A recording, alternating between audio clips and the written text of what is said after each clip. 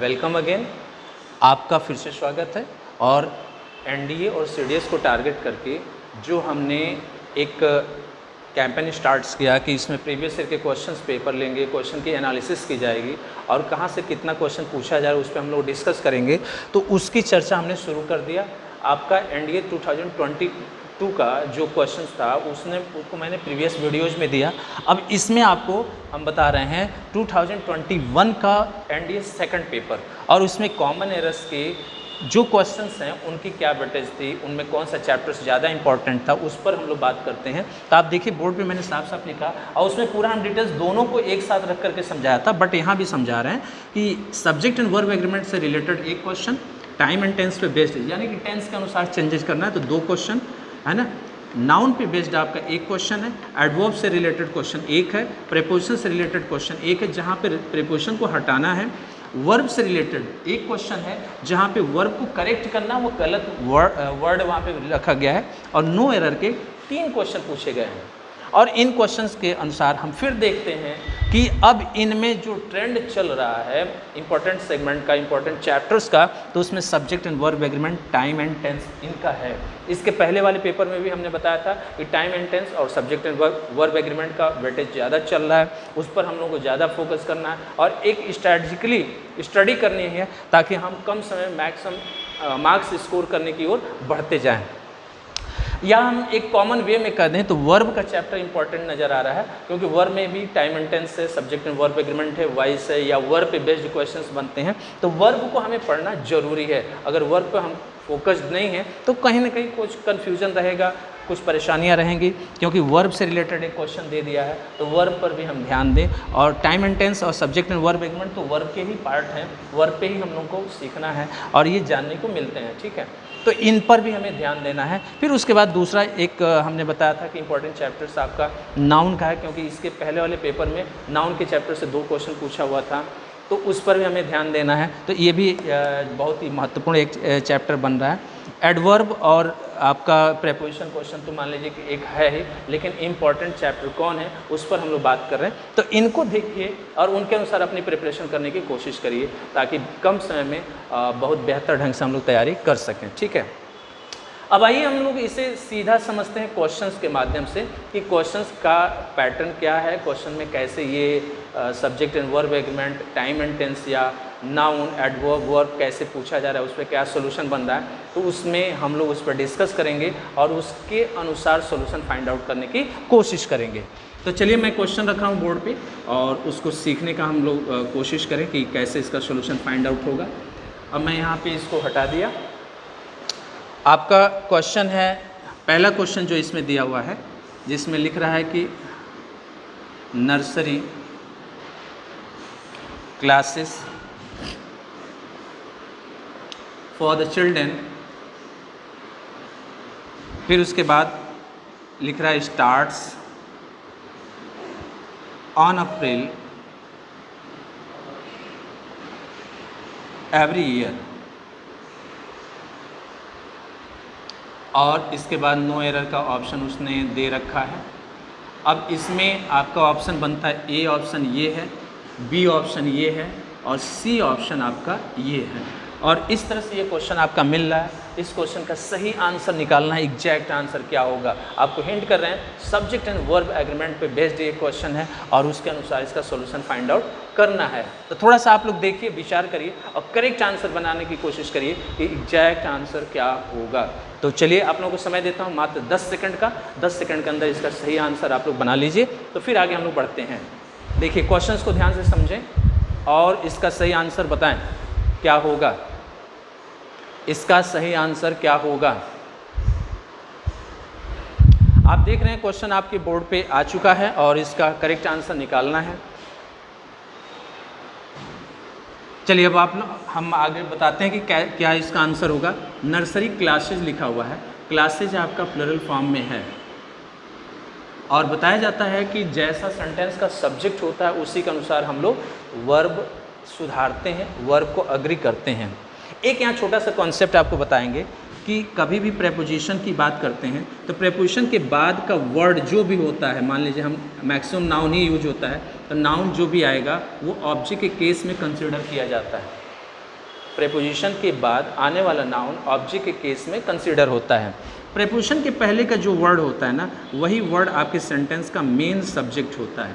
तो सब्जेक्ट के अनुसार हमें क्या करना होता है, वर्ब देना होता है। सब्जेक्ट सिंगुलर है तो वर्ब सिंगुलर होगा, सब्जेक्ट प्लरल है तो वर्ब आपका प्लरल होना चाहिए, ठीक है। प्रेपोजिशन के बाद वाला वर्ड क्या है आपका, ऑब्जेक्टिव केस का नाउन होता है, ऑब्जेक्टिव केस का एक पार्ट होता है। यहाँ पे देख रहे हैं फॉर द चिल्ड्रन, बच्चों के लिए कर्ता मेन कौन है, नर्सरी क्लासेज। नर्सरी क्लासेज खुलता है अप्रैल माह में, है ना, हर साल। तो इस अवस्था में देखें तो क्लासेस शब्द आपका बहुवचन है, प्लरल नंबर है। यहाँ पे जो वर्ब यूज किया गया है वह सिंगुलर नंबर है, सिंगुलर नंबर है। क्यों है सिंगुलर, वर्ब की फर्स्ट फॉर्म के साथ एस और एस जोड़ते हैं तो सिंगुलर बनता है। वर्ब की फर्स्ट फॉर्म के साथ एस एस नहीं जोड़ना चाहिए यदि उन्हें प्लरल फॉर्म में लिखना है। तो यहाँ पे प्लरल बनाना है तो एस रिमूव करेंगे, केवल स्टार्ट्स लिखा जाएगा और इसका करेक्ट फॉर्म होगा स्टार्ट और आंसर होगा सी। इस क्वेश्चन का answer subject and verb agreement के अनुसार सी आंसर होगा, क्योंकि वर्ब सी सेक्शन में एग्जिस्ट कर रहा है और इस वर्ब का इम्प्रूवमेंट नर्सरी क्लासेज के अनुसार होगा। तो यहाँ से एस रिमूव करेंगे तो जाके शुद्ध होगा, ठीक है। तो आइए आगे बढ़ते हैं, अगला क्वेश्चन बोर्ड पे रखते हैं और उसका सोल्यूशन बनाते हैं। कोई कन्फ्यूजन होगा ज़रूर बताइएगा।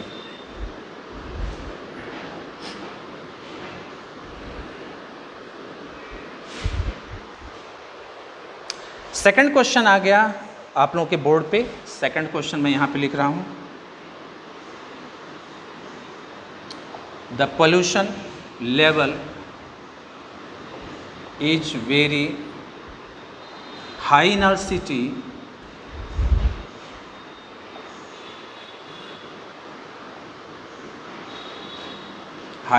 City and become health hazard,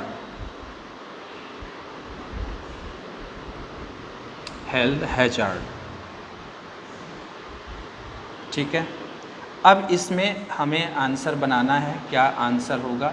ये नो एरर का आंसर ऑप्शन दे दिया है डी, और यहाँ से एंड से ले ये पूरा बिकम और हेल्थ हैजार्ड का मत तक सी है, और यहाँ तक वेरी तक उसने ए ऑप्शन दे रखा है। इसके बाद आपका बी ऑप्शन है और करेक्ट आंसर अब आपको बनाना है। करेक्ट आंसर क्या होगा इसको देखिए और सही सॉल्यूशन फाइंड आउट करने की कोशिश करिए, ठीक है। थोड़ा समय आप लोग लीजिए ज़रूर, लेकिन इस पर करेक्ट आंसर बताइए क्या होगा। आपको बताएं टाइम एंड टेंस पर आधारित एक क्वेश्चन है, और टाइम एंड टेंस के क्वेश्चंस या तो टाइम के अनुसार या तो एक्सप्रेशन के अनुसार सॉल्व किए जाते हैं। तो उनको देख करके आपको सही और करेक्ट आंसर निकालना है। द पोल्यूशन लेवल, प्रदूषण का जो स्तर है बहुत ही ऊंचा हो गया हमारे शहर में, और बन चुका है स्वास्थ्य के खतरे। क्या बन गया है, स्वास्थ्य का खतरा। तो स्वास्थ्य का खतरा बन गया है कहेंगे, बनता है नहीं कहेंगे।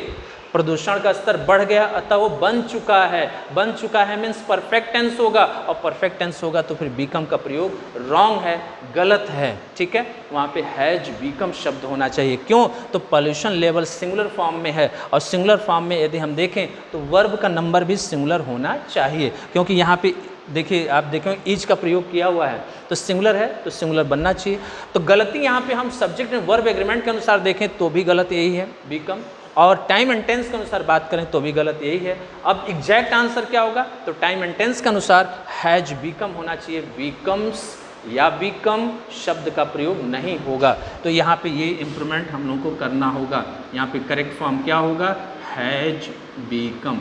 क्यों, एक्शन कंप्लीट हो चुका है उसके बारे में जानकारी दी जा रही है। तो जो कंप्लीटेड एक्शन होते हैं that should be written in only perfect tense, ये हमेशा परफेक्ट टेंस में ही लिखे जाने चाहिए, किसी अन्य टेंस में नहीं। तो इन बातों का ध्यान आप लोगों को रखना है। नेक्स्ट क्वेश्चन बोर्ड पे रखता हूँ, कोई कंफ्यूजन होगा कमेंट बॉक्स में जरूर बताइएगा। अगला क्वेश्चन बोर्ड पे, सेकंड क्वेश्चन ये था। अब आपका थर्ड क्वेश्चन हम रख रहे हैं बोर्ड पे, उसका देखिए सॉल्यूशन क्या होता है। थर्ड नंबर में लिखा है India is a country of linguistic. India is a country of linguistic. And cultural diversity.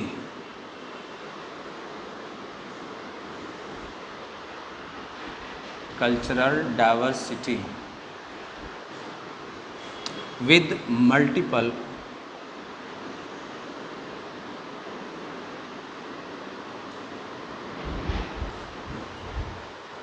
ethnic and social groups।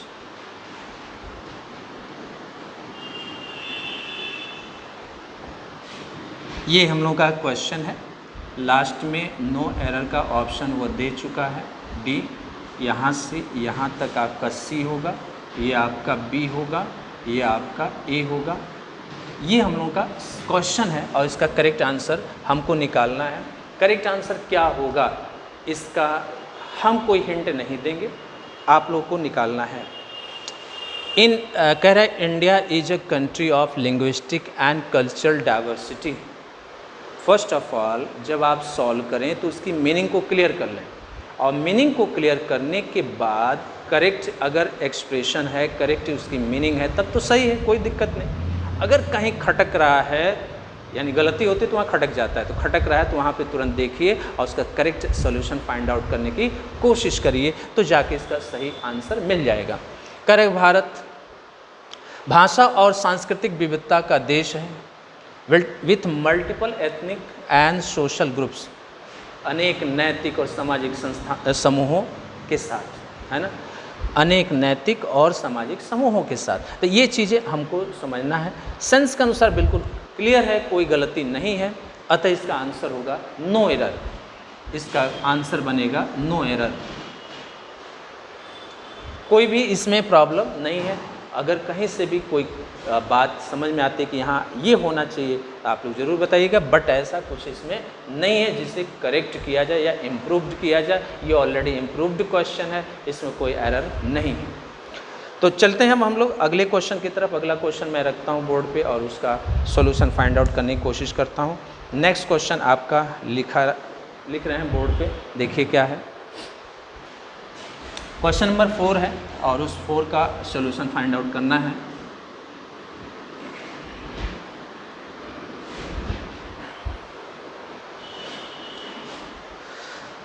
लिख रहा है why does the lapse rate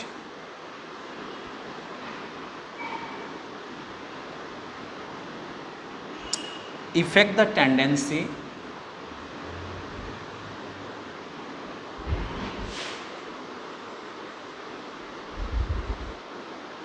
of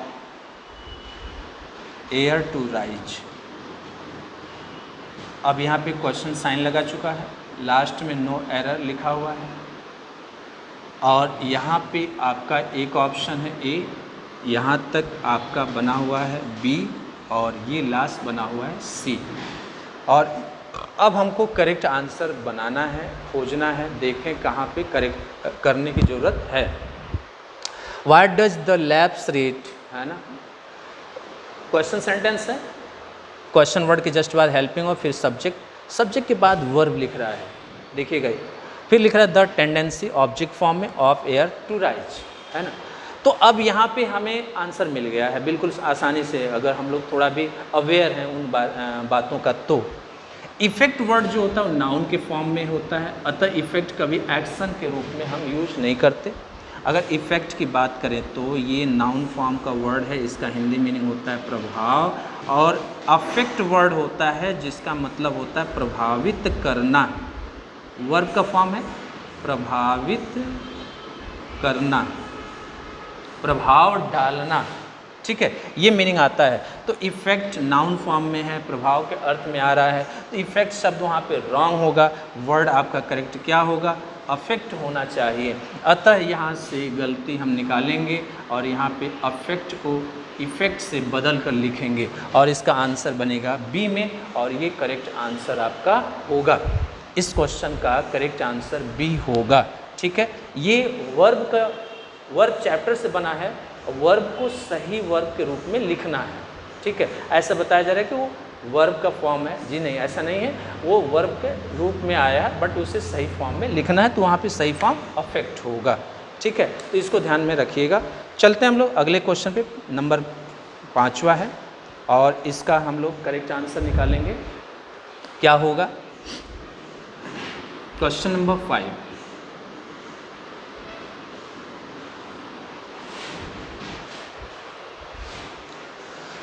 the thorax. अब अगला 5 number, thorax is the upper part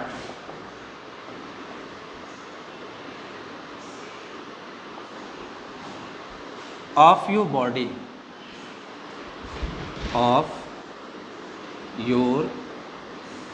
body, from the neck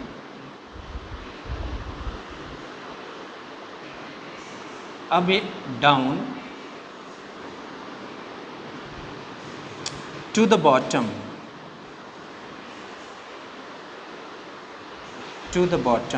of the ribs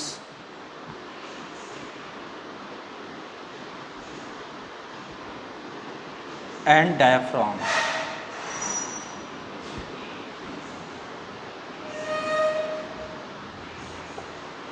ये पूरा word है, question है आपका। डायाफ्रैग्मा,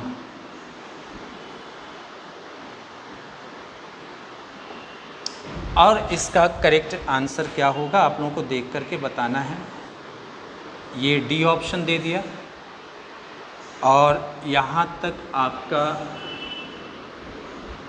ये ए ऑप्शन है, बी ऑप्शन है एंड ये सी ऑप्शन है। तो अब देखिए और इसका करेक्ट आंसर बताइए, इसमें क्या होगा? द थोरैक्स, गले का ऊपरी हिस्सा ये जो होता है ना, is the upper part of our your body from the neck से बॉटम तक, है ना, बॉटम यानी पृष्ठभाग तक, of the ribs and diaphragm, है ना। तो अब यहाँ पे हम लोग को देखते हैं कि फ्रॉम द नेक, गर्दन से लेकर के बॉटम तक की बात कर रहा है, तो फिर डाउन की ज़रूरत यहाँ पे क्या है? डाउन की ज़रूरत क्या है? नीचे की ओर के बारे में। वहाँ पे टू तक की बात कर ही रहा है, फ्रॉम के बाद जब टू लग गया तो पूरी कहानी शुरू से अंत तक की हो गई, शुरू से अंत तक की हो गई, फिर दूसरे प्रेपोजिशन की आवश्यकता नहीं होती। अब यहाँ पे ये दूसरा प्रेपोजिशन लग करके कहीं ना कहीं कन्फ्यूजन क्रिएट कर रहा है, ठीक है, इसलिए उसको हटा दिया जाए तो ज़्यादा सही होगा और करेक्ट आंसर इसका बनेगा बी। इस वर्ड सेंटेंस का, क्वेश्चन का करेक्ट आंसर होगा बी। वहाँ से डाउन की कोई आवश्यकता नहीं है, वो एक तरह से सुपरफ्लस के रूप में समझ में आ रहा है, उसको हटाना ही ज़्यादा उपयुक्त है, इसलिए इसका सही आंसर होगा बी। है तो प्रेपोजिशन के लिए बट उसका कोई मतलब नहीं है, ठीक है। तो अब इस बात को क्लियर हो गया होगा। अगला क्वेश्चन मैं रखता हूँ और उस क्वेश्चन का सोल्यूशन क्या होगा आप लोग बताएंगे। क्वेश्चन नंबर 6 है।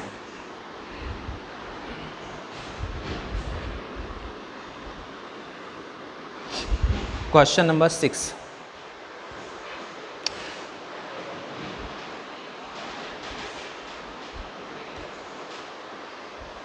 क्वेश्चन नंबर 6 में जो लिखा हुआ है ये आपका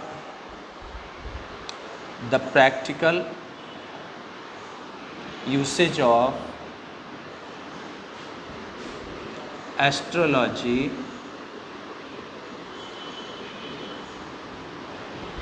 have seldom been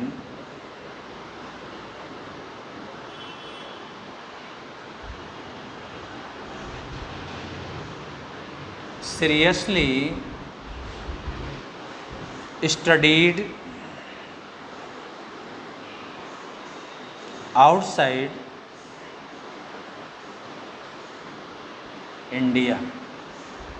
अब यहाँ पर आपको ध्यान देना है क्या होगा, ए सेक्शन, बी सेक्शन और सी सेक्शन। 3 क्वेश्चन है, 3 क्वेश्चन है और इसका करेक्ट आंसर फाइंड आउट करना है। प्रैक्टिकल यूसेज है ना, व्यवहारिक प्रयोगों, ज्योतिषी का बन चुका है, रह चुका है, ठीक है, सॉरी अध्ययन किया गया है, ज्योतिष का अध्ययन किया गया है, बहुत ही कम मात्रा में गंभीरता पूर्वक, है ना। सेल्डम लिखा है, सेल्डम का अर्थ होता है बहुत ही कम, वेरी ऑफन के सेंस में आता है, बहुत ही कम मात्रा में गंभीरतापूर्वक भारत के बाहर आउटसाइड यहाँ पे एडजेक्टिव के फॉर्म में है और इंडिया नाउन के फॉर्म में आउटसाइड इंडिया लिखा गया। करेक्ट है, वहाँ कोई ज़रूरत नहीं ऑफ लगाने की, क्योंकि आउटसाइड प्रेपोजिशन भी है, एडवर्ब भी है और यहाँ पे एडजेक्टिव भी है। तो यहाँ पे ठीक है, भारत के बाहर किस सेंस में आया, कोई गलती नहीं है। प्रैक्टिकल यूसेज, व्यवहारिक प्रयोग, एस्ट्रोलॉजी, ज्योतिषी का है ना, हैव सेल्डम बीन सीरियसली, यहाँ बिल्कुल इसमें सही है कॉम्बिनेशन मीनिंग के आधार पे। तो अगर हम बात करते हैं इन एडवर्ब्स के, इन वर्ब के, सब्जेक्ट के, तो सब कुछ सही दिखाई दे रहा है, कोई कहीं कन्फ्यूजन नहीं है। अतः इसका आंसर होगा नो एरर। इस क्वेश्चन का आंसर होगा नो एरर, इसमें कहीं कोई गलती नहीं है। ठीक है, आप लोग भी एक बार देख लीजिए खूब ध्यान से, उसके बाद बताइएगा, बट यहाँ पे कोई भी गलती नहीं है। ठीक है, तो ये ध्यान रखना है। चलते हैं हम लोग अगले क्वेश्चन की तरफ और अगले क्वेश्चन का सलूशन बनाते हैं। क्या होगा अगला क्वेश्चन? नेक्स्ट क्वेश्चन आप लोगों के बोर्ड पे, नेक्स्ट क्वेश्चन में जो लिखा है उसको देखिए। क्वेश्चन नंबर 7 है, लिखा है सी collected some armful of medicines and poured them down a drain, ये क्वेश्चन बना हुआ है और इसमें जो ऑप्शन दिया है ये ए ऑप्शन है, मेडिसिन एंड तक बी ऑप्शन दे रखा गया है, पूरा ये सी ऑप्शन दे रखा गया है, नो एरर आपका डी ऑप्शन दे रखा गया है। और ये क्वेश्चन आप लोगों के बोर्ड पे आ चुका है। इसका सही जवाब क्या होगा, इसको आप लोगों को बताना है। इसका करेक्ट आंसर बताइए क्या होगा। सी कलेक्ट, उसने इकट्ठा किया है ना कुछ आर्मफुल, आर्मफुल शब्द देखिएगा। आर्मफुल का मतलब होता है बांस से हम भर कर कुछ लाते हैं, गट्ठा, गट्ठर, उसको आर्मफुल बोला जाता है। ठीक है, हाथ से लाते हैं तो हैंडफुल बोला जाता है, चम्मच से लाते हैं स्पूनफुल बोला जाता है, मुंह में भर कर लाते हैं माउथफुल बोला जाता है। हैंडफुल, माउथफुल, आर्मफुल, ये सब शब्द होता है। तो अब कोई दवा को बांस से भर के लाएगा, पॉसिबल नहीं है। मुट्ठी में भर के लाएगा, मुट्ठी में, तो हैंडफुल होना चाहिए, आर्मफुल नहीं होना चाहिए, लेकिन वहाँ आर्मफुल लिखा हुआ है। अतः ये गलती है। दवाओं को एक कुछ मुट्ठी लाया और poured them down a drain, और उन दवाओं को, देम उनके लिए, उन दवाओं को उड़ेल दिया नाले के अंदर, है ना, बहा दिया। पोर डाउन का मतलब बहा देना होता है। तो पोर्ड डाउन अ ड्रेन, उसने एक नाले में बहा दिया। तो यहाँ भी बिल्कुल सही है, इधर भी सही है, बस गलती कहाँ खटकी हमको, बी ऑप्शन में आर्मफुल के पास। आर्मफुल शब्द गलत है, यहाँ पे हैंडफुल का इस्तेमाल होना चाहिए कि मुट्ठी भर उसने कुछ दवाएं लाया और उसको नाले में उसने उड़ेल दिया। ये इसका करेक्ट है। तो यहाँ से आर्मफुल को रिमूव करके हैंडफुल करेंगे, आंसर होगा बी। इस क्वेश्चन का करेक्ट आंसर होगा बी। चलिए हम लोग आगे बढ़ते हैं और अगले क्वेश्चन की तरफ मूव करते हैं। अगर कोई डाउट्स होगा जरूर डिस्कस करिएगा आप लोग। क्वेश्चन नंबर 8 है और उस 8 नंबर क्वेश्चन का सोल्यूशन फाइंड आउट करते हैं। 8वें नंबर में लिखा है, इसको देखना है और समझने की कोशिश करना है। In many countries,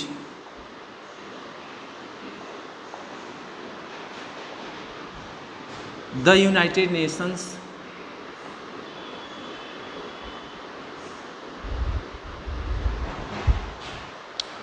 or other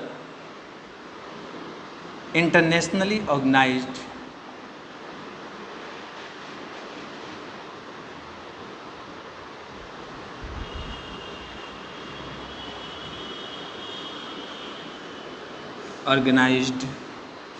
peacekeeping forces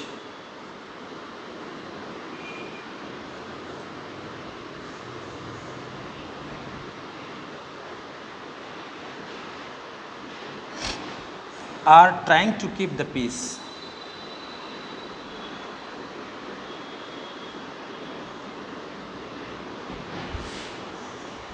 are trying to keep the peace, ये आपका नो एरर डी हो गया। अब इस काम को ऑप्शन बनाना है। इसमें लिखा है यूनाइटेड नेशंस तक, ए ऑप्शन दिया है। इसके बाद इंटरनेशनली ऑर्गेनाइज तक बी ऑप्शन दे रखा है। फिर ये पूरा जो सेक्शन है इसको सी में बना दिया है, ठीक। और अब इसका करेक्ट आंसर फाइंड आउट करना है। इसका करेक्ट आंसर क्या होगा? अनेक देशों में संयुक्त राष्ट्र संघ अथवा दूसरी वैश्विक संगठित, है ना, पीस कीपिंग फोर्सेज, शांति रक्षक दल या दलों, फोर्सेज शब्द पर ध्यान देंगे। ये दल और दलों दोनों का अर्थ देता है, प्लरल फॉर्म में यूज होता है, सिंगुलर नहीं यूज होता। पीस कीपिंग फोर्सेज आर लिखा है, कोई गलती नहीं। Trying to keep the peace, वह शांति स्थापित करने की, शांति बनाए रखने की कोशिश कर रहे हैं। तो यहाँ पे मीनिंग के आधार पे हम बात करें तो कोई गलती नहीं है। पार्ट्स ऑफ स्पीच के अनुसार बात करते हैं तो पार्ट्स ऑफ स्पीच के अनुसार यहाँ पे हम देख रहे हैं इन मैनी कंट्रीज, अनेक देशों में भी सही है। यूनाइटेड नेशंस आपका ये भी बिल्कुल सही है, आर्टिकल के साथ जुड़ा हुआ है। अथवा दूसरे अंतर्राष्ट्रीय रूप से संगठित, है ना, पीस कीपिंग, शांति स्थापित करने वाले दल, सुरक्षा बल, आर इनके अनुसार वर्ब सही है। Are trying to keep the peace, कोशिश कर रहे हैं, है ना, तो ये भी सही है। यहाँ पे आप लोग को टाइम एंड टेंस पे थोड़ा कन्फ्यूजन हो रहा होगा। ये ऑर्गेनाइज्ड वर्ड जो लिखा हुआ है, ये ऑर्गेनाइज्ड वर्ड, ये पास्ट पार्टिसिपल है, ये कोई वर्ब नहीं है। पास्ट पार्टिसिपल मतलब एडजेक्टिव है, और एडजेक्टिव के रूप में पीस कीपिंग वर्ड के साथ जुड़ा हुआ है और फोर्सेज को क्वालिफाई कर रहा है, ठीक है। तो संगठित किया हुआ, शांति स्थापित करने वाले, सुरक्षा बलों की, ये पूरा हिंदी मीनिंग है।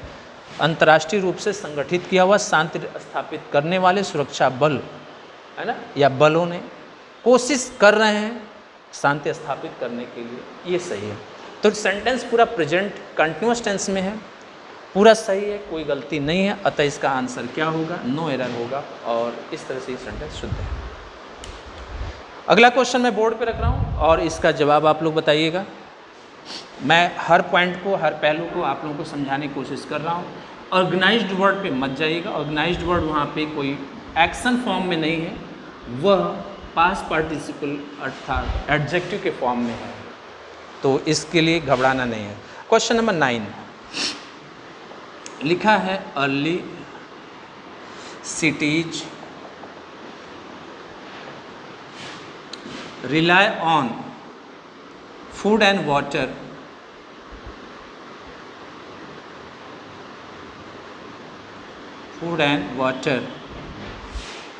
from the surrounding countryside,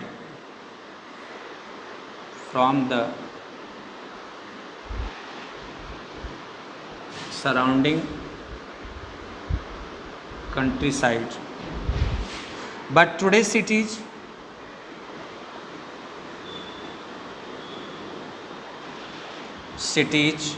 often depend on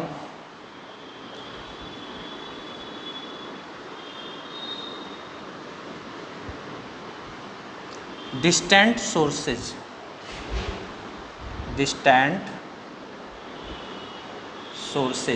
ये आपका प्रश्न है और इस प्रश्न का जवाब ढूंढना है। नो एरर का ऑप्शन है। यहाँ तक ये पूरा ए सेक्शन है और ये पूरा आपका बी सेक्शन है, ये पूरा आपका सी सेक्शन है।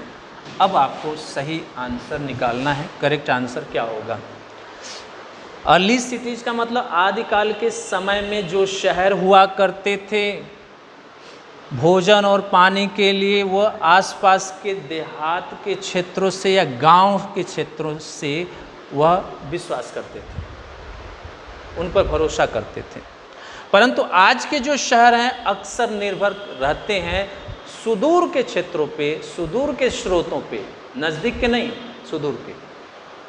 ठीक है, तो आदिकालीन जो शहर थे वो रहते थे कहना है, आज के शहर रहते हैं कहना है, तो रहते थे का मतलब पास्ट टेंस, रहते हैं का मतलब प्रेजेंट टेंस। तो आज की बात तो प्रेजेंट टेंस में होगा, प्रेजेंट टेंस दिया हुआ है, सिटीज के अनुसार डिपेंड, सही है। लेकिन अर्ली सिटीज जो प्राचीन काल के शहर हैं वो रिलाय ऑन प्रेजेंट टेंस में लिखा है, प्रेजेंट टेंस में नहीं होगा, ये पास्ट में होना चाहिए और इसका करेक्ट फॉर्म होगा रिलायड ऑन। यानी टाइम एंड टेंस के अनुसार इसका सॉल्यूशन फाइंड आउट हो रहा है कि एक्सप्रेशन के अनुसार टाइम को पहचानिए और टाइम के अनुसार सही वर्ब के फॉर्म्स यूज करिए या टेंस का यूज करिए, यही है टाइम एंड टेंस। तो अर्ली स्टडीज दिया तो पास्ट के रूप में होगा, पास्ट का वर्ब लगेगा, और टुडे लिखा तो प्रेजेंट की बात होगी और प्रेजेंट का वर्ब लगेगा, ठीक है। तो इसका आंसर कहाँ मिलेगा? ए, और इसका सही आंसर ए होगा, ठीक है। रिलाय ऑन गलत है, रिलायड ऑन होना चाहिए, पास्ट टेंस में यूज होगा। चलिए लास्ट क्वेश्चन है, 10वां क्वेश्चन। लास्ट क्वेश्चन का सॉल्यूशन हम लोग बना रहे हैं, इसका क्या सही आंसर होगा, और इस तरह से हम हर क्वेश्चन की व्याख्या भी कर रहे हैं, सॉल्यूशन भी बता रहे हैं, और कैसे उसका सही एनालिसिस किया जाए उसको भी देखा जाए। तो हमने पूरा उसको लिख करके समझा दिया, सिखा दिया। अब आपका लास्ट 10th नंबर है climate change whether it is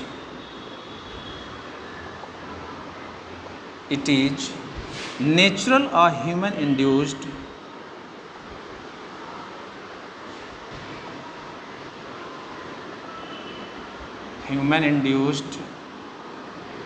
is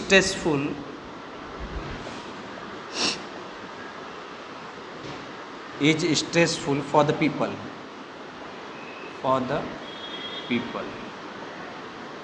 ये आपका आंसर बना डी, सॉरी क्वेश्चन का पार्ट है, सेक्शन बी है, और ये सी है, लास्ट ऑप्शन डी है। और अब करेक्ट आप इसका आंसर बताएं क्या होगा। क्लाइमेट चेंज वेदर, जलवायु का परिवर्तन, कि क्या इट इज़ नेचुरल और ह्यूमन इंड्यूस्ड, जो जलवायु परिवर्तन हो रहे हैं क्या वो प्राकृतिक बदलाव हो रहे हैं या मानव प्रेरित बदलाव हो रहे हैं, है ना। Is stressful for the people, जो हर लोगों के लिए तनाव का विषय बना हुआ है। बात समझ रहे? तो ये आपका पूरा क्वेश्चन है, वेदर इट इज नेचुरल और ह्यूमन इंड्यूस्ड, प्राकृतिक या मानव प्रेरित हुए हैं कौन? Climate change. तो क्लाइमेट के चेंज को बताने के लिए इट्स प्रोनाउन का यूज किया है, इज वर्ब लगाया हुआ है, ये कंजंक्शन के फॉर्म में है। अब ये क्लाइमेट चेंज अगले क्लॉज का सब्जेक्ट बन रहा है। क्लाइमेट चेंज यहाँ पे सिंगुलर फॉर्म है तो यहाँ पे भी वर्ब इज लिखा हुआ है, कोई गलती नहीं। बी के बाद एडजेक्टिव फॉर्म होता है, यहाँ एडजेक्टिव फॉर्म भी लिखा है, कोई गलती नहीं। ये कॉम्प्लीमेंट्री पार्ट है, इस पर भी कोई गलती नहीं है, ठीक है। तो अब देख रहे हैं कि पूरे क्वेश्चन में कोई गलती नहीं है, पार्ट्स ऑफ स्पीच के अनुसार पूरा सेंटेंस सही लिखा हुआ है, अतः इसका आंसर होगा नो एरर डी। इस क्वेश्चन का भी आंसर होगा नो एरर डी। तो इस तरह से अलग अलग हर क्वेश्चन पर हम लोगों ने डिस्कस किया, देखा, समझा, कुछ एक्सप्रेशन के अनुसार, कुछ रूल के अनुसार, और एक्सप्रेशन और रूल का कॉम्बिनेशन लेकर के हर पार्ट्स ऑफ स्पीच के जो एरर मिलते हैं उस एरर पर हम लोगों ने जानने की कोशिश की कैसे वो एरर मिल रहे हैं, ठीक है। अब इसी में अगला सेगमेंट उठाएंगे वोकैब का, जो सिनोनिम्स और एंटोनिम्स का पार्ट होता है। आपके अप्रैल 2022 का और 2021 का जो सेकंड पेपर जो अभी आपको सॉल्व करा रहे हैं, इनके वो कैप्स क्लियर कर लेंगे, फिर उसके बाद अगला पेपर हम उठाएंगे। इस तरह से हम पूरे पेपर्स को सॉल्व कराते जाएंगे, कोशिश करेंगे जो जितने भी इम्पोर्टेंट सेगमेंट्स हैं उन पर आपको सही जानकारी पहुंचा करके आपके कॉन्फिडेंस को भी बढ़ाना, और आपके एक रणनीतिक जो कार्य हैं उनमें भी कुछ ज़रूरत होगी बदलाव की, तो बदलाव करने की भी कोशिश, ताकि सही समय पर सही चीज़ें हम लोग पूरा करें और अच्छे स्कोर्स गेन करें, ठीक है। तब तक के लिए आप सबसे विदा लेते हैं। जय हिंद एंड थैंक यू।